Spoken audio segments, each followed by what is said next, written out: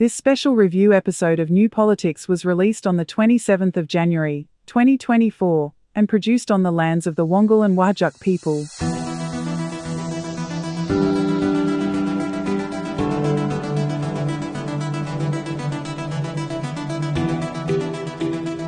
Welcome to the special summer series from New Politics, and this is the final in our review episodes, and so far we've looked at media reform, housing affordability.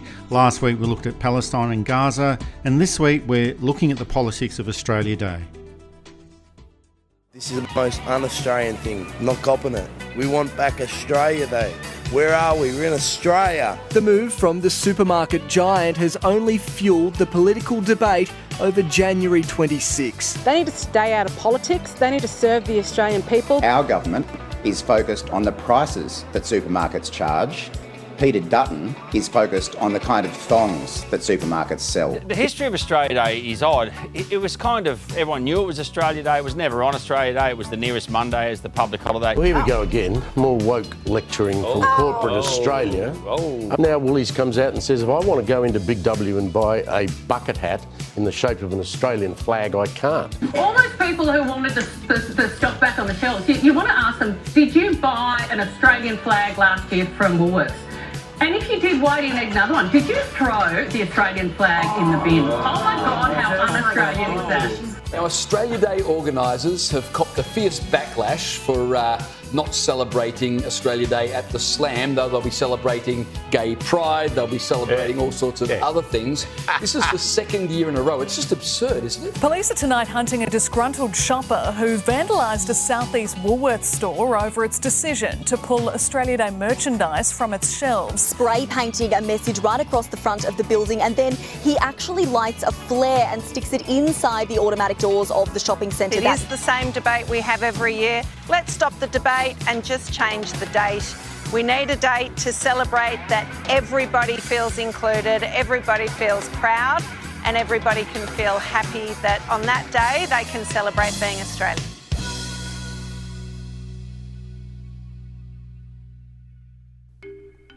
So it is known as Australia Day. It's also known as Invasion Day, Survival Day and Day of Mourning for many people in the Indigenous community. It has been known in the past as the First Landing Day, Foundation Day, Anniversary Day, A&A Day. But whatever it's called, January 26 is a problematic day, most definitely for many Indigenous people, but increasingly for the non-Indigenous community as well. And it is difficult to have a proper discussion about all of these issues because for the conservative side of politics, January 26 is also the official starting day of the annual culture war. And it started a little bit earlier this year when the leader of the opposition, Peter Dutton, decided to go absolutely ballistic because Woolworths decided not to stock Australia Day paraphernalia in its stores. I think it's an outrage, to be honest, and I think people should boycott Woolworths. I would advise very strongly to take your business elsewhere, to go to IGA or Coles or Aldi, and I think until we get common sense out of a company like Woolworths, I don't think they should be supported by the public. And this, of course, was ramped up by the conservative media because in an imaginary war, you do need to have imaginary enemies. The captain of the Australian men's cricket team, Pat Cummins, is now also one of the new imaginary enemies for saying that he's uncomfortable with the day and suggested that it should be moved as well. My personal opinions is, I absolutely love Australia. I think it's the best country in the world by a mile, and I think we should have an Australia Day, but I think we can probably find a more appropriate day to celebrate. In particular, a sport like cricket, which has such diversity, and you get a good spectrum of just the community, I think, and a good feel for what the community kind of expects. So, yeah, knowing a couple of those players that you mentioned, you hear the stories and their feelings. So I think it does, gather extra importance. Something like Jan 26, it does mean something different to different people. Yeah, it's going to be a tough day for some. Australia Day is meant to be a celebration of everything Australia and our history. I think we could choose a better date. And cue the outrage. Not even a discussion can be held about this. Let's bring in our regular panel, the former Victorian Liberal Party President Michael Kroger. What's your response to his contribution to the discussion? Well, perhaps Pat can tell us why it's such a great country. You know, we seem to have a lot of critics in this country, from people that sort of don't seem to like anything about our education system, our origins, our response in the Middle East, et cetera, et cetera, et cetera. We are a country that is facing campaigns by the left and the elites. There's 1,000 of them running across every part of the Australian landscape. The right-wing Advance Australia group claimed that Anthony Albanese and the Labor Party was changing the rules about Australia Day and allowing radical councils across Australia to do as they please. And all of this is a lie, of course. And I've had a look through the New Politics archive, which is what you do when you're on holidays, and found that every year over the past 10 years it's been pretty much the same thing. The Liberal Party and the mainstream media focuses on a villain, and that's usually someone who calls for Australia Day to be changed, or at least have a discussion about it, or they're referred to the day as Invasion Day. And as sure as night follows day, all the attacks come out, it's political correctness gone mad, everything has gone woke, and the world as we know it is coming to an end, closely followed by Armageddon. And it seems that it doesn't really matter which government is in office, the issues are going to be magnified in the same sort of way. Here's what David and I had to say all the way back in January 2019 when Scott Morrison was the Prime Minister. Australia Day is obviously very problematic. Even putting aside, we're no longer an Anglo society and haven't been since 1972 officially, but since 1788. I forget how many nationalities were on the first fleet. There were French, there were Russians, there were Maltese, there were Italian. Its big problem, of course, is what it means to Indigenous people. And this is an argument that we've never properly had, or at least it's never been properly played out fully in public.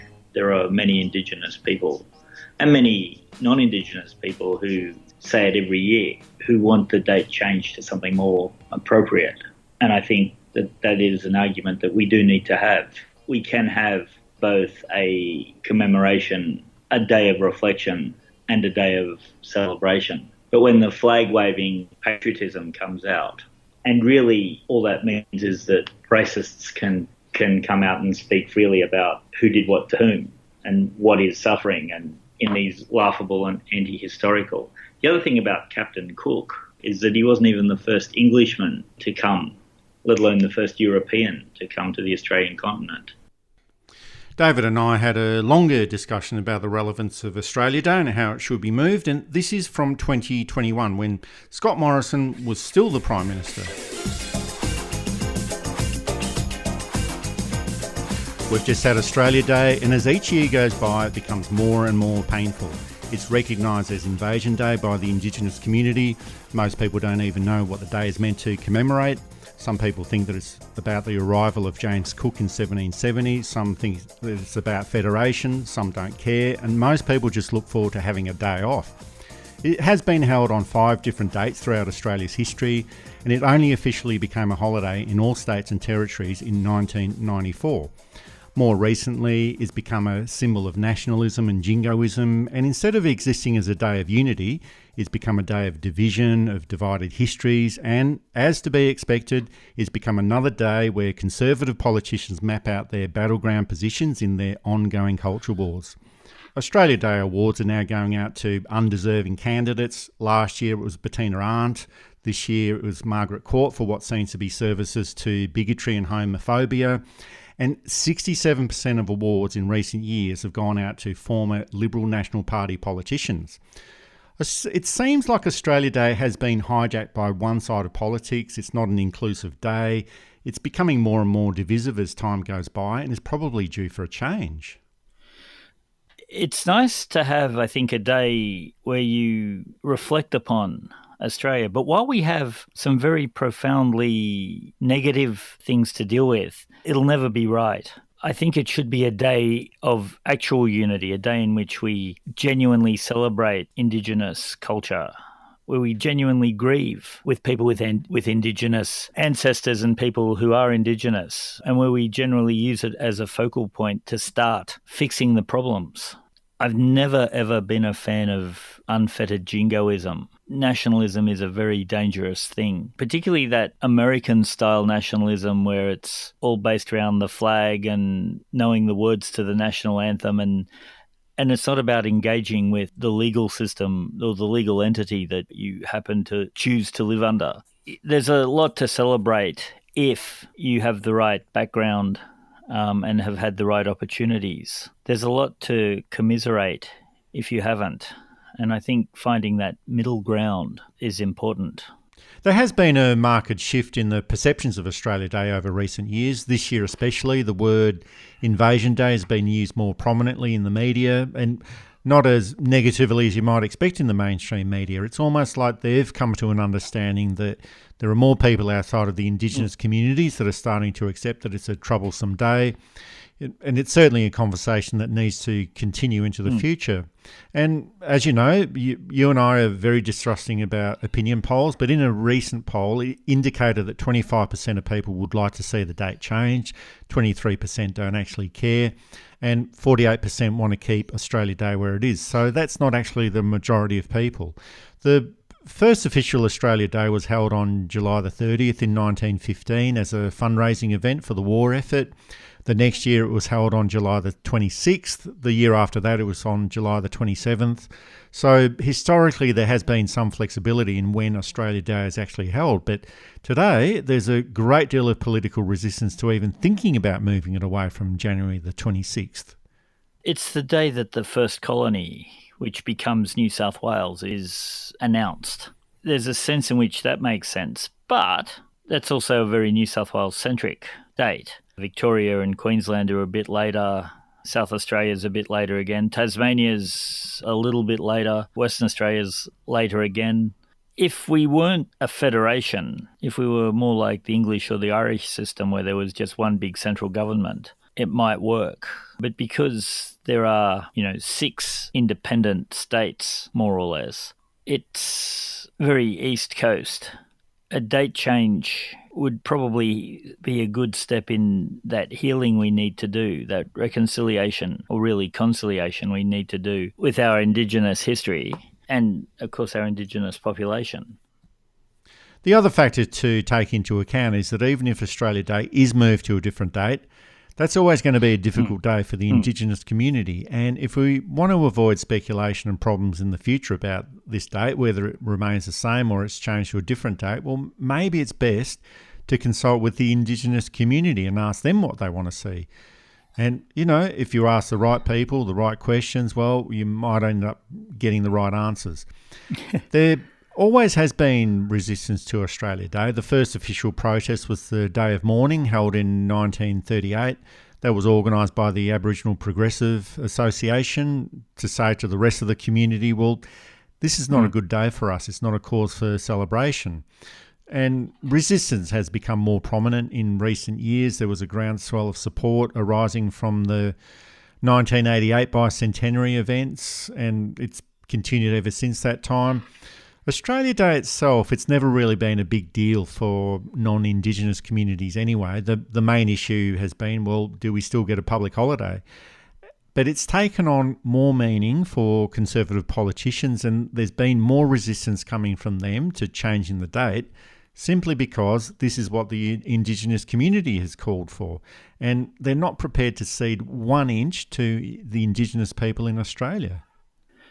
1938, by the way, was the 150th anniversary of the landing of Phillip at Port Jackson. They also had on that day a reenactment of Phillip meeting the Indigenous people, which was not done in a terribly historically accurate way, nor was it done in a terribly sensitive way. But I suppose at least there was some acknowledgement that he just didn't walk onto empty land. It caused problems, and it was not well done, shall we say. And the other point I wanted to quickly make is that there's this idea going around that this objection to Australia Day is a brand new thing by radical Aboriginal people who have had it good and aren't speaking for blah, blah, blah. It has a very long and proud tradition of protest, and that's important to remember too, that today's activists are standing on the shoulders of the people who came before them. And we need to remember this, I think. Otherwise,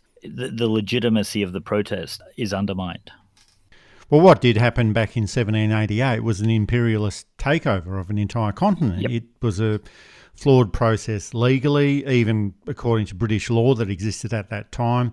And that has been rectified somewhat by the Mabo case in 1992, but legally there are still many issues from 1788 that do need to be resolved. There's the issue of dispossession, there's the issue of compensation for land that was literally stolen. So it's not surprising that Indigenous people are angry and upset about the events that occurred in 1788.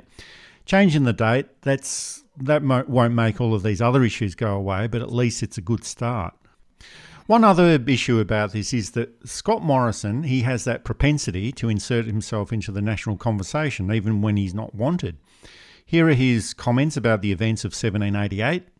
When those 12 ships turned up in Sydney all those years ago, it wasn't a particularly flash day for the people on those vessels either. And I think what that day to this demonstrates is how far we've come as a country. And I think that's why it's important that we mark it in that way. It's not about that day so much. It's about how far we've come together since that day.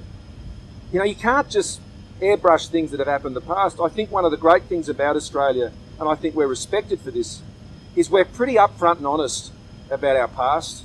But more importantly, we don't allow it to get in the way of our future. There he is trying to equate the experiences of his ancestors from the First Fleet, and they would have been criminals as well. He's equating the subjugation of an entire population at the stroke of a pen, removal of land from people who had lived here for thousands of years, attempted genocide, all of which have resulted in centuries of racism and oppression for those people. And here's Morrison saying, well, look at me, I've suffered as well. My experiences are as bad as yours. It's just, I don't know if it's calculated dog whistle or complete tin ear or a mixture of both. It may not have been a flash day for his ancestors, but if we graph it out over the 200 years, who had the better day? And it's that simple. A total lack of historical perspective, a total lack of sensitivity, and a total lack of comprehension. So that conversation was from 3 years ago, but the issues really haven't progressed. And in my opinion, it's a soiled day that has got many historical problems for Indigenous people, and it's an entire issue that has become hijacked by the conservative side of politics and the right-wing media, and it's the same in 2024. But essentially, this hasn't really got much to do with the day itself or moving it around to a more suitable day. It's all about leveraging those culture wars, which then activates the conservative base of the Liberal Party. And if it's not Australia Day itself, it's Woolworths not selling Australian flags or Cricket Australia not suitably acknowledging Australia Day. And then this will morph into other issues throughout the year that have got very little to do with policy or cost of living or economic well-being or housing affordability or health or education. It's all about creating outrage, because if people are outraged, they're not focusing on the real issues. It's just a waste of everyone's time, all because the Conservatives and the Liberal Party just haven't got anything else to talk about except for fear and loathing and sowing the seeds of division. So that's the final part of our holiday series. This part of the ongoing conservative culture war will be put aside for the time being and brought out again next year. So that's something to look forward to. And aside from this, there's already a lot starting to happen in federal politics. The former Prime Minister, Scott Morrison, has announced that he's resigning from politics. It seems that the Labor government has finally found some mettle and has announced some very, very, very tiny changes to the Stage 3 tax cuts. And of course, that's unleashed a tsunami of hate from the Liberal Party. So we will be starting on our regular schedule next week. Thanks for listening in to New Politics, and we'll see you again soon. This is New Politics, one of the top 10 audio programs on Australian politics and news commentary. You can listen to us on Apple Podcasts, Spotify, YouTube, Amazon Audible, and you can also find us at newpolitics.com.au. And you can support New Politics on Patreon and Substack.